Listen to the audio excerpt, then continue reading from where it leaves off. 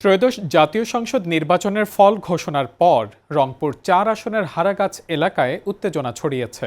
বিজয়ী এনসিপি প্রার্থী আক্তার হোসেন ও পরাজিত বিএনপি প্রার্থী এমদাদুল হক ভরসা সামাজিক যোগাযোগ মাধ্যমে পাল্টাপাল্টি অভিযোগ তুলেছেন। আজ রংপুরে সাংবাদিকদের আক্তার হোসেন বলেন, হারাগাছে পরিকল্পিতভাবে এনসিপি নেতাকর্মীদের ফাঁসানো ও ভাঙচুরের মিথ্যা অভিযোগ দেওয়া হয়েছে। ভোট কারচুপির চেষ্টাও প্রতিহত করা হয়েছে বলে তার অভিযোগ। সফর ঘিরে হরতাল ও হুমকির কথাও জানান তিনি। অন্যদিকে এমদাদুল হক ভরসা এসব অভিযোগ অস্বীকার করে বলেন, তিনি অসুস্থতার কারণে ঢাকায় চিকিৎসাধীন এবং তার নামে প্রচারিত বক্তব্য উদ্দেশ্যপ্রণোদিত। নির্বাচনে অনিয়মের অভিযোগে তিনি আইনগত পদক্ষেপ নিয়ে ফল পুনর্গণনার দাবি জানিয়েছেন। গেল 12 ফেব্রুয়ারি ত্রয়োদশ জাতীয় সংসদ নির্বাচনে আক্তার হোসেন 1,49,966 ভোট পেয়ে বিজয়ী হন।